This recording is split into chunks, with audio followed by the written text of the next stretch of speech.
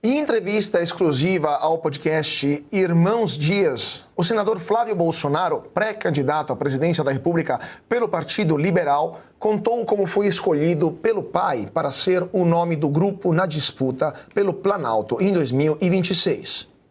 Flávio Bolsonaro... Chegou um momento que a gente teve que tomar uma decisão. E já foi, por algumas vezes, meu pai conversou comigo, já tinha me perguntado se eu poderia ser o candidato, o que eu achava e tal. E chegou o momento, na terça-feira retrasada, em que eu fui visitá-lo lá na sede da Polícia Federal. E a gente conversou rapidamente, tem 30 minutos por semana. Isso que eu ia te perguntar, anunciaram isso, né? Que vocês têm um familiar 30 minutos por semana. 30 minutos por semana para falar com meu pai. Nem os criminosos mais perigosos do Brasil, Carol, tem um tratamento assim como que ele está tendo. A gente naquilo que não cometeu crime nenhum dos quais ele está sendo acusado. Mas enfim, aí foi quando a gente resolveu tomar a decisão, porque falou, Flávio, o candidato tem que ser você, tem que ser agora. Porque tá todo mundo batendo cabeça aqui fora, precisava do campo da direita ter esse alinhamento, tinha que ter esse norte, e eu acho que com a colocação do meu nome, isso começou a acontecer, isso deu uma animada na nossa militância. Eu sou, o Bolsonaro tá no meu sangue, as pessoas me olham, cara, já sabem qual que é a minha linha, qual a minha atuação. Muita gente ama o presidente Bolsonaro pelo jeito dele, assim que ele chegou até a presidência da República, mas também tem uma parcela que falava muito comigo assim, eu acho que até algumas pessoas que você conversa muito pensam assim, o Bolsonaro podia ser um pouquinho mais moderado, podia controlar mais uma coisa ou outra que ele fale. Então assim, pedir um Bolsonaro mais centrado. Então eu sou naturalmente um Bolsonaro centrado, o Flávio Bolsonaro. Eu me apresento agora para o público, quem não conhece ainda, só ouvia falar pelo sobrenome, é o filho do presidente da República.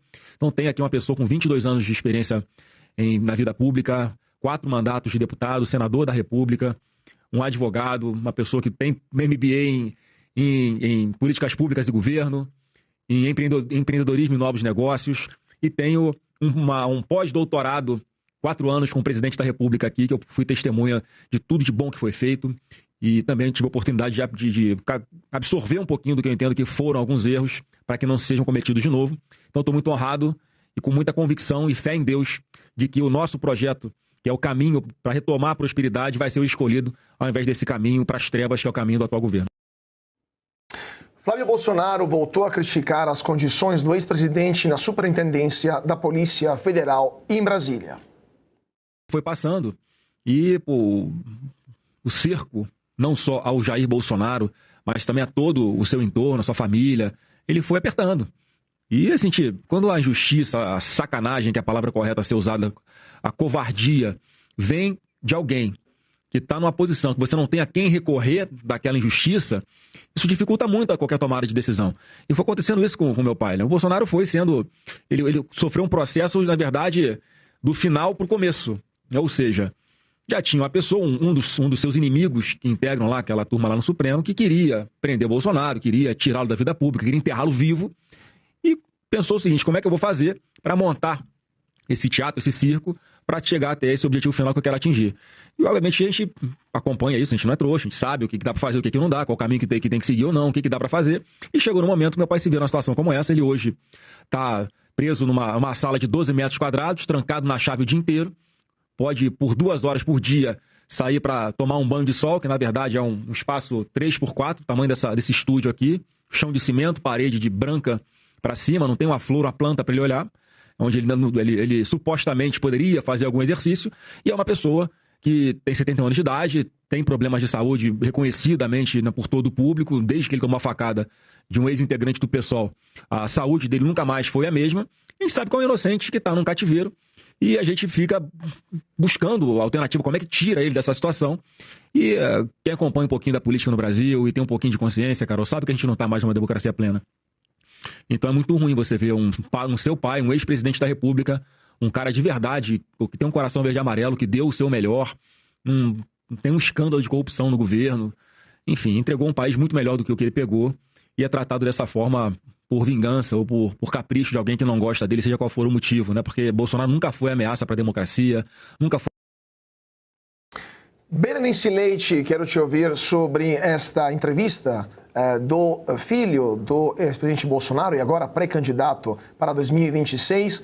Quais foram as reações em Brasília a essa entrevista e também a essa articulação que o Flávio começa a ensaiar lá na capital federal? Então, Cláudia, a articulação que partiu do ex-presidente Jair Bolsonaro, que ainda nessas condições, preso, afastado de toda e qualquer forma que ele possa se comunicar com o seu eleitorado.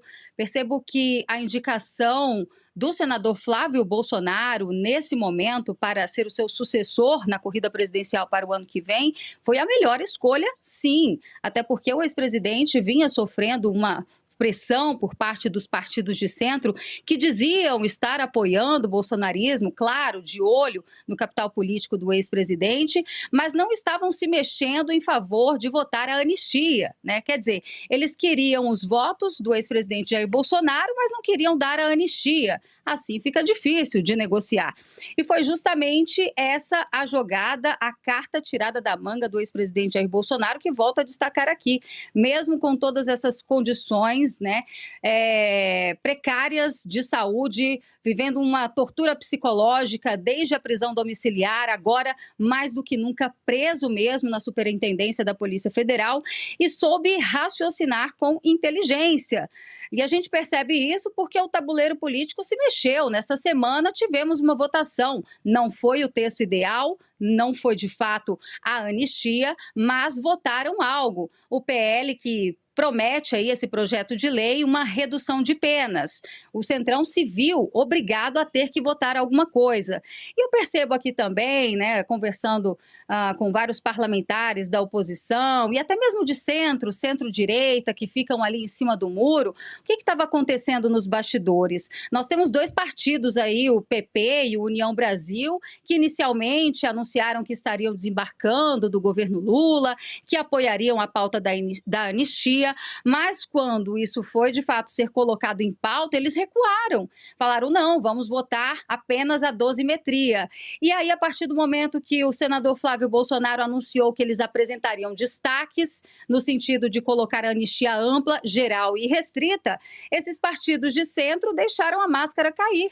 Não apoiaram. E é por isso que nesta semana nós tivemos essa votação de uma redução de penas, né, uma progressão de regime, melhor dizendo, até porque a condição dessas pessoas vai se manter ainda na condenação, vai ter só uma progressão de regime, sabe lá quando o ministro Alexandre de Moraes vai analisar isso. Mas ainda voltando para essa corrida presidencial, o que eu percebo aqui? Que o senador Flávio Bolsonaro, a imprensa, a velha mídia, né, esse consórcio está tentando passar uma imagem de que ele está isolado, quando, na verdade, é ele que tem o sobrenome Bolsonaro, é ele que reacendeu a chama do bolsonarismo, que, como ele mesmo aqui ressaltou nessa entrevista ao podcast, os eleitores de Bolsonaro estavam desanimados, né? Vendo seu líder maior preso, nada acontecendo no Congresso. Então, quando ele indica Flávio Bolsonaro ali e quebra todas as expectativas dos partidos de centro, que, claro, estavam de olho e tinham o seu candidato preferido, até então o governador Tarcísio de Freitas, aí ele coloca, né, esse jogo para andar. Ele aperta o cronômetro e agora sim a sorte está lançada. Agora ele coloca esses partidos de centro para negociar, porque o que eles têm nesse momento? Duas opções. Ou eles apoiam a chapa e tentam de alguma forma participar da chapa que realmente tem chances de chegar no segundo turno nas eleições de 2026 contra a chapa do PT, contra o presidente Lula, ou eles vão apresentar aí uma terceira via, que a gente já sabe que no histórico essas chapas de terceira via não servem para muita coisa. É claro que nesse momento Flávio Bolsonaro quer o apoio dos partidos, dos principais partidos de centro para consolidar a vitória no ano que vem, mas ainda é muito cedo para a imprensa tentar passar essa imagem de que ele estaria isolado. Veja, inclusive, nas pesquisas que já saíram até o momento. O Instituto Veritas mostra um empate técnico entre Flávio Bolsonaro e o presidente Lula.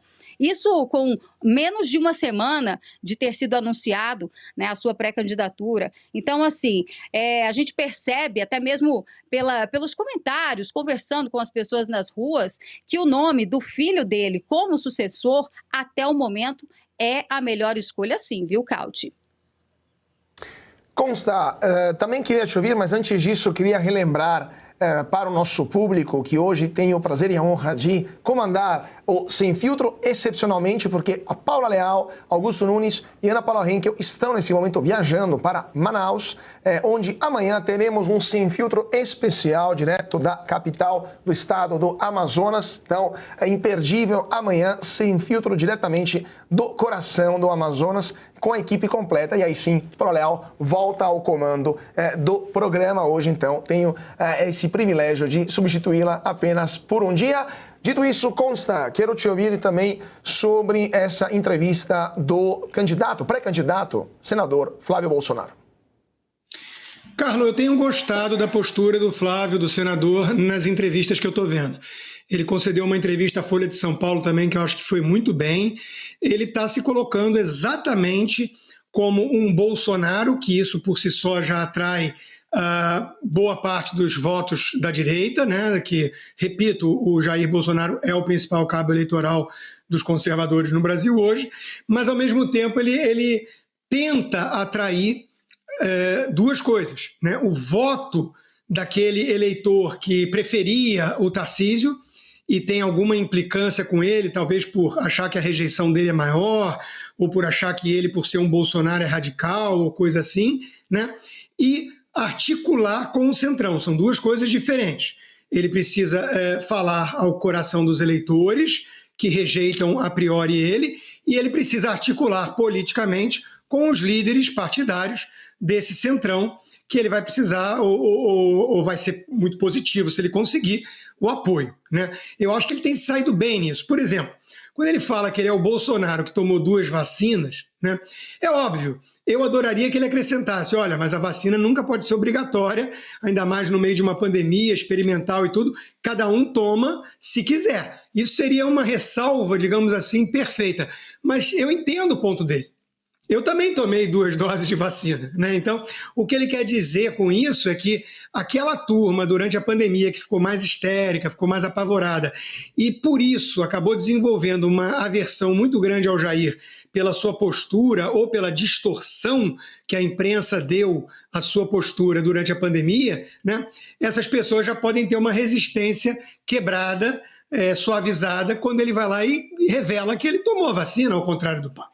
Então, eu acho que ele está no caminho certo, ele está entendendo que ele precisa ser o Bolsonaro mais moderado. E é assim mesmo que se ganha a eleição, porque tem uma ala mais xiita que quer, né, ver o circo pegar fogo, adoraria que ele saísse xingando todo mundo que nem o próprio irmão está fazendo, né? O Carlos tem um pouco esse papel, já xingou todo mundo do Centrão nesses dias, enquanto o irmão tenta costurar alianças, mas o Flávio é o candidato, endossado pelo pai.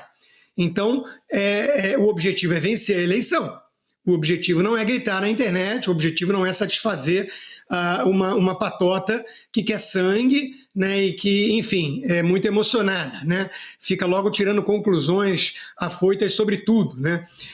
Eu acho que o Flávio está indo no caminho certo de tentar articular com os líderes do Centrão e se posicionar, se colocar como alguém mais centrado, mais moderado, centrado no sentido de cabeça, não de posição política, né? Ele é alguém que representa a direita, ele já mencionou Paulo Guedes, já mencionou a agenda, o governo do pai seria uma continuação nesse sentido, né? E isso dá para ele, com certeza, uma vantagem que talvez o Tarcísio não tivesse.